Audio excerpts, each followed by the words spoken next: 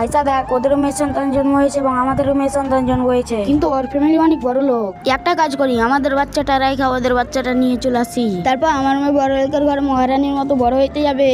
ঠিক আছে চলো। তারপর ওরা এই কাজটি করেই ফেলে, বড় লোকের বাচ্চাটা নিয়ে যায় এবং আমাদের বাচ্চাটা এখানে রাখা যায়। এই আইসা তাড়াতাড়ি চল। তারপর 20 বছর পর আর দুজনেই বড় হয়েছে। ওই যা আমাদের জন্য চা বানিয়ে নিয়ে আয়। ঠিক আছে আনছি। ওই চলো, আমাদের মেয়েটাকে অনেক বছর হয়েছে দেখিনি, একটু দেখে আসি। হ্যাঁ চলো। তার আগে আল্লাহর ছবির জন্য সবাই তো লাইক আর সাবস্ক্রাইব করে দেখি আজকে মা বাবাকে কতজন ভালোবাসে। যদি মাকে ভালোবেসে থাকো তো ভিডিওটিকে লাইক করে চ্যানেলটিকে সাবস্ক্রাইব করে যদি বাবা মা দুজনকে ভালোবেসে থাকো তো কমেন্টে লিখে যাও আই লাভ ইউ বাবা মা। সাবস্ক্রাইব না করলে বুঝো তুমি তোমার বাবা মাকে ভালোবাসো না। দেখা যাচ্ছে আমাদের মেয়ের কত বড় ঘর। এই তোমরা কারা আর তোমাদের এই ঘরে ঢোকার পারমিশন কে দিয়েছে? গরিব লোক কোথাকার, বিনা পারমিশনে তোমরা ঢুকছো? লজ্জা লাগে না গরিব কোথাকার? সরো আমার ঘর থেকে। कैसे कैसे लोग आती है? কে একজন বলেছিল বেশি লোভ করতে হয় না।